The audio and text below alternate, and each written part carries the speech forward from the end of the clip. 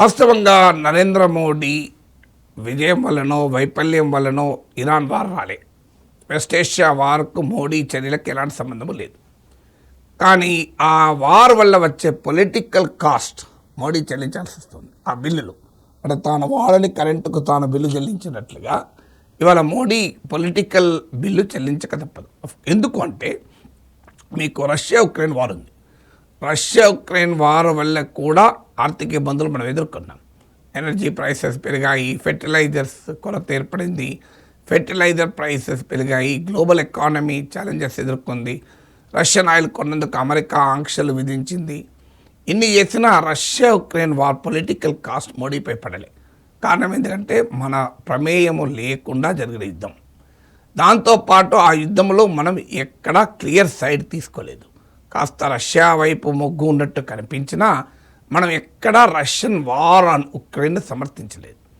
So కేవలం మన strategic అవసరాల రీత్యా రష్యా పైన మనం డిఫెన్స్కి ఆధారపడి ఉన్నాం, చీప్ ఆయిల్కి ఆధారపడుతున్నాము గనక కాస్త మొగ్గు చూపినట్టు కనిపించినా, అది కూడా ఇండియన్ నేషనల్ ఇంట్రెస్ట్తో మొగ్గు చూపినట్టు కనిపించినా ఎక్కడా మనం బ్యాలెన్స్ తప్పలేదు. అందులో ఉక్రెయిన్తో మనకున్న సంబంధాలతో పోలిస్తే రష్యాతో మన సంబంధాలు చాలా చాలా ఎక్కువ, ఈక్వల్ కాదు.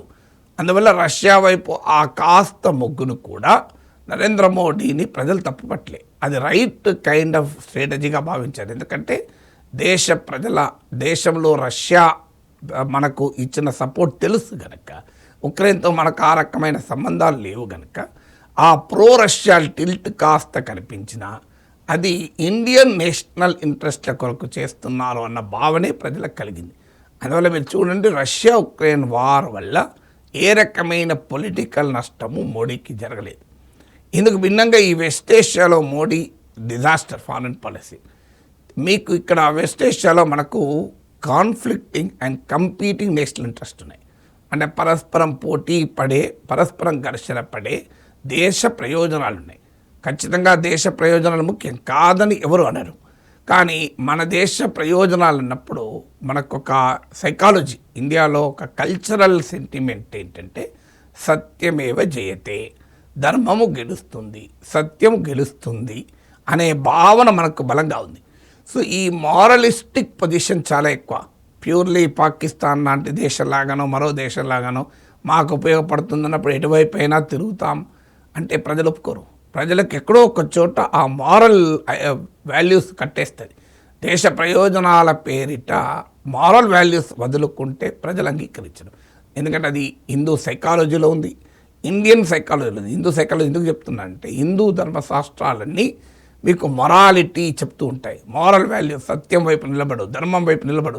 దీని కొరకు శ్రీరామచంద్రుడు ఎన్ని కష్టాలు పడ్డాడు, పాండవులు ఎన్ని కష్టాలు పడ్డాడు. ఇలా దేశంలో 80% ప్రజల సైకాలజీనే ఆ రకంగా ధర్మం కొరకు, సత్యం కొరకు ఎన్ని కష్టాలైనా పడ్డా నిలబడాలి అనే భావన అడుగడుగునా మన నరాన మన తరతరాలుగా మనకు ఎక్కించి పెట్టారు. అందుకే ఇండియాలో పుట్టే ఇతర మతస్థులైనా, అది ముస్లిమ్స్ అయినా క్రిస్టియన్స్ అయినా, ఈ హిందూ కల్చరల్ సైకి ప్రభావానికి లోబడి ఉంటారు. ఎందుకంటే అది హిందూ కాదు, that's an Indian culture psychology. రిలీజియన్లో మనకు తేడాలు ఉండొచ్చు, హిందూ నాన్ హిందూ, కానీ డామినెంట్ రిలీజన్ యొక్క కల్చరల్ ఇంపాక్ట్ అనేది ఆ రిలీజన్ దాటి కూడా ఉంటుంది. సో రిలీజన్కే పరిమితం కాదు సంస్కృతి. సో అందువల్ల ఆ కల్చరల్ సెంటిమెంట్ ప్రభావం వల్ల ప్రజలు ఈ వార్ పట్ల రియాక్ట్ అయిన దాంట్లో తేడా ఉంది. సాధారణంగా మోడీ అనుకున్నది ఏంటంటే ఇది ముస్లిం దేశమైన ఇరాన్ పైన ఇజ్రాయెల్ అమెరికా దాడి కనుక, తమది యాంటీ ముస్లిం పాలిటిక్స్ కనుక, తమకు యాంటీ ముస్లిం పాలిటిక్సే ఈ స్థాయికి బలోపేతం చేశాయి కనుక ఇజ్రాయెల్ వైపు ఓపెన్గా ఉంటే మనకు లాభమే తప్ప నష్టం కాదు అని లెక్కలేశాడు. కానీ సమస్య ఏంటంటే ఇండియన్ సైకాలజీలో, ఇండియన్ కల్చరల్ సైకాలజీలో, హిందూ సైకాలజీలో ఉన్న ఈ మొరాలిటీ అన్న డైమెన్షన్ను మోడీ తక్కువ అంచనా వేశాడు. దాని ఫలితమే మీరు ఇప్పుడు చూడండి, దేశ ప్రజల్లో ఈ వార్ పట్ల ఇజ్రాయెల్ అమెరికాల పట్లనే అనుకూలంగా లేరు. మెజారిటీ ప్రజలు ఖచ్చితంగా ఈ యుద్ధం అనవసరంగా చేశారు. ఇరాన్ సమర్థించకపోవచ్చు, ఖమేనీని సమర్థించకపోవచ్చు, కానీ అన్యాయంగా యుద్ధం చేశారు. ఎందుకంటే అగ్రెసర్ ఎవరు అని చూస్తారు. మన ఇండియన్ కల్చర్ యొక్క లక్షణం ఏంటంటే అగ్రెసర్ ఎవరు ఎవరిని హింసించిస్తున్నారు. మీకు కౌరవులను ఎందుకు సమాజం వ్యతిరేకించింది? పాండవుల వైపు తప్పులు లేవా? పాండవుల వైపు కూడా తప్పులు ఉన్నాయి. భీష్ముని పాండవులు ఏ రకంగా పడేశారు, ద్రోణుని పాండవులు ఏ రకంగా పడేశారు, సో కర్ణుని ఏ రకంగా పడేశారు, ఇదంతా మన మహాభారతంలో తెలుసు.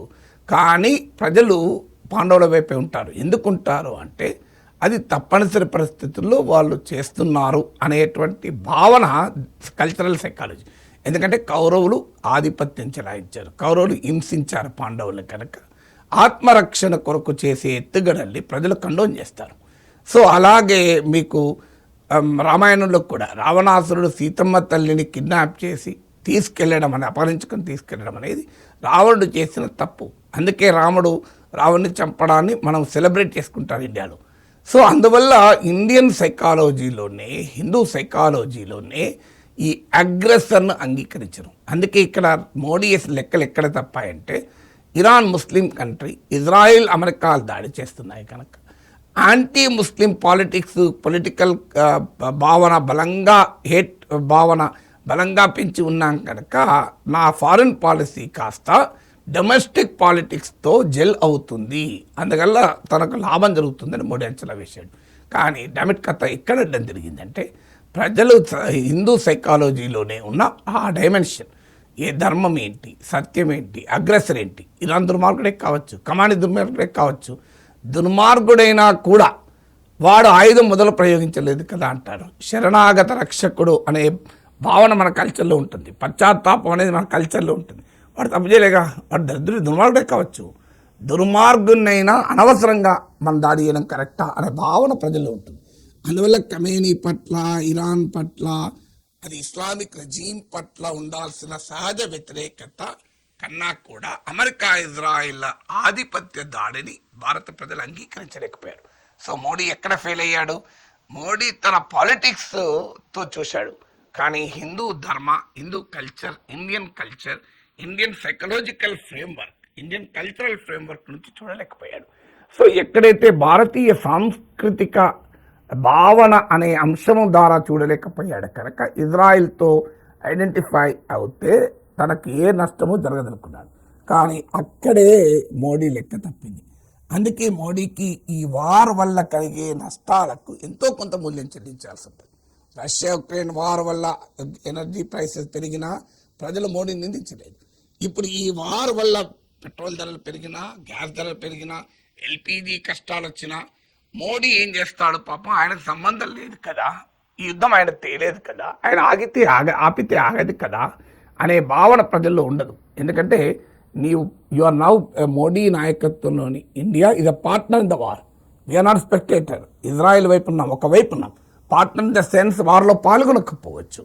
వారిలో పాల్గొనకపోయినా ఈ వారిలో మనము న్యూట్రల్గా లేము, ఇండిపెండెంట్గా లేము. మన నరేంద్ర మోడీ ప్రభుత్వం క్లియర్గా ఇజ్రాయెల్ వైపు ఉంది.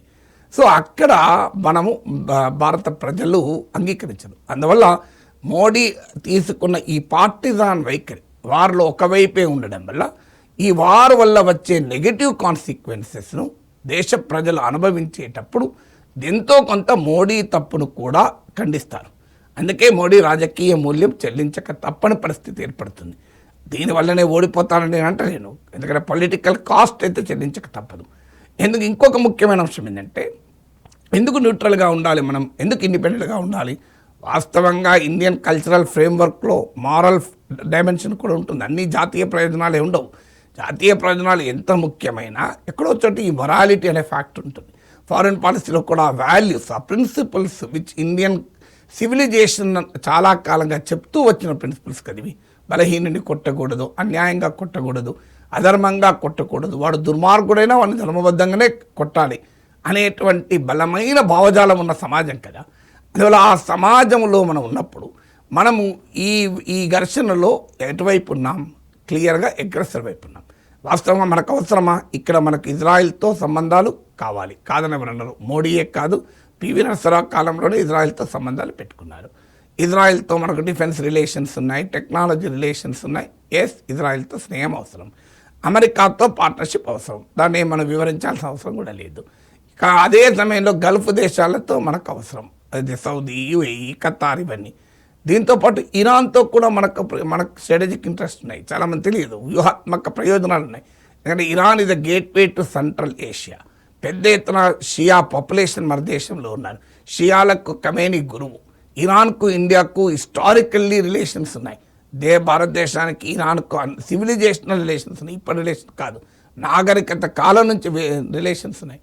అందువల్ల ఆ ఇరాన్ పట్ల మన దేశంలో ఆ వ్యతిరేకత లేదు. మీకు పాకిస్తాన్ పట్ల ఉన్న యాంటీ ముస్లిం వ్యతిరేకత ఇరాన్ పట్ల ఉండదు. సో అందువల్ల ఈ డైమెన్షన్స్ రీత్యా మనకు ఇరాన్తో స్ట్రాటజిక్ అవసరాలు ఉన్నాయి, అమెరికాతో ఉన్నాయి, గల్ఫ్ దేశాలతో ఉన్నాయి, ఇజ్రాయిల్తో ఉన్నాయి. ఈ 4 రకాల నేషనల్ ఇంట్రెస్ట్ ఉంటే ఇందులో ఒక రకమైన నేషనల్ ఇంట్రెస్ట్ను మోడీ ప్రభుత్వం వదిలేసింది. అందువల్ల ఇవాళ ఈ నష్టాల వల్ల అన్ఇంటెండెడ్ కాన్సిక్వెన్సెస్ అంటారు, అంటే తాను ఒకటి తలిస్తే దైవం ఒకటి తలిచినట్లుగా మోడీ ఊహించిన దానికి భిన్నంగా భారతదేశ ప్రజాభిప్రాయం నిర్మితమవుతుంది. అందుకే మీరు గమనించండి, Modi foreign policy clean bold అనే ఒక వీడియో పెడితే 1,00,000 మంది చూశారు. మామూలుగా పబ్లిక్ ఒపీనియన్తో మన కన్వర్జెన్స్ లేకపోతే అంతమంది చూడరు, ప్రజలు అంగీకరించకపోతే షేర్ చేసుకోరు, చూడరు. ప్రజలు నా విశ్లేషణతో అంగీకరించినప్పుడు మాత్రమే అంతమంది చూస్తారు. ఎందుకంటే ప్రజల భావన కూడా అది, అరే ఇలా ఎందుకు మన దేశం చేసింది, మనకేం అవసరం ఇందులో, మనకేం సంబంధం అనే భావన ప్రజల్లో ఉంది. మన సంబంధం లేని దాంట్లో మనం దూరమే. రష్యాతో ఇన్ని రిలేషన్స్ ఉన్నా ఉక్రెయిన్తో పోలిస్తే రష్యాతో మనకు చాలా పెద్ద సంబంధం, అయినా కూడా మనం అక్కడ ఇండిపెండెంట్గా ఉన్నామే. ఇక్కడ ఏమొచ్చింది? పోనీ మనం ఇజ్రాయెల్ వైపు ఉండడం వల్ల ఆ వార్ అవుట్కమ్ ఏమన్నా మారుతుందా? మనం లేకపోతే వార్ అవుట్కమ్ ఏమన్నా మారుతుందా? మనం ఉన్నా లేకపోయినా వార్ అవుట్కమ్ ఏం మారదు. మనం ఎందుకున్నాం అనేటువంటి భావన దేశ ప్రజల్లో వ్యక్తమవుతుంది. ఆ పొలిటికల్ మిస్టేక్స్కు ఖచ్చితంగా మోడీ మూల్యం చెల్లించాల్సి ఉంటుంది. పోయి ఇదంతా జరిగింది, ఏదో మంచో చెడో ఒక స్టాండ్ తీసుకున్నాడు, ఇజ్రాయెల్ వైపు ఉండాలనుకున్నాడు. అక్కడ గట్టిగా ఉన్నాడా? లేదు. చూడండి, మీరు ఖమేనీ చనిపోతే అసలు ఇరాన్కు మద్దతు ఇచ్చినట్లు కనబడకుండా కూడా రెస్పాండ్ కావచ్చు. ఖమేనీ మరణం పట్ల దిగ్భ్రాంతి వ్యక్తం చేస్తున్నాం. ఇరాన్ ప్రజలకు, ఖమేనీ అభిమానులకు ఇది తీర నష్టమను నువ్వు ఖండించాల్సిన అవసరం లేదు. పోనీ అమెరికా కోపం వస్తుంది అనుకుంటే ఇరాన్ సంతృప్తి పడేలా ఇరాన్ సమర్థించినట్లు కనిపించకుండా కూడా ఖండించవచ్చు, అదొక పద్ధతి. సో ఆ రకంగా నాన్ కమిటల్ కండెమ్నేషన్ కూడా ఇవ్వలేదు. పైగా మన రాయబారులందరికీ ఇన్స్ట్రక్షన్ ఇచ్చారు, మీరు వెళ్ళి ఖమేనీ హత్యకు సంతాప పుస్తకంపై సంతకం చేయవద్దు అని. 2 రోజుల తర్వాత మళ్ళీ మన ఫారెన్ సెక్రటరీ ఇరాన్ ఎంబసీకి వెళ్ళి కండోలెన్స్ మెసేజ్ మీద సంతకం చేసి వచ్చాడు. అప్పుడు మన రాయబారులకు మళ్ళీ మెసేజ్లు, మీరు వెళ్ళి సంతకాలు చేయండి. 2 డేస్లో ఎందుకు మారింది? తర్వాత మన ప్రైమ్ మినిస్టర్ ఇరాన్ ప్రెసిడెంట్తో ఫోన్ల మీద ఫోన్లు, మామూలు ఫోన్లు కాదు. సో మరి మంచికో చెడుకో స్టాండ్ తీసుకున్న దానిపైన నిలబడాలి కదా. అప్పుడు నిన్ను అరే బలమైన లీడర్ అయ్యా, right are wrong, Modi may be right, Modi చాలా లాంగ్ టర్మ్ ఆలోచించే చేసి ఉంటాడు, మోడీ హెతో ముంకిన్ హై అని భావించేవాళ్ళు. కానీ మళ్ళీ చేయలేదు, మళ్ళీ వెనక్కు తగ్గి ఖమేనీ మరణానికి సంతాపం ప్రకటించారు. 2 రోజుల తర్వాత ఇరాన్ ప్రెసిడెంట్ పెజెస్కియాన్తో చర్చలు జరిపారు. So where are we? ఒక ఫర్మ్ స్టాండ్ ఉంటే కనీసం నమ్ముతారు. మోడీ హెతో ముంకిన్ అంటారు, మోడీ ఐసా క్యూ కర్రే అనేటువంటి ప్రశ్న ఉత్పన్నమవుతుంది.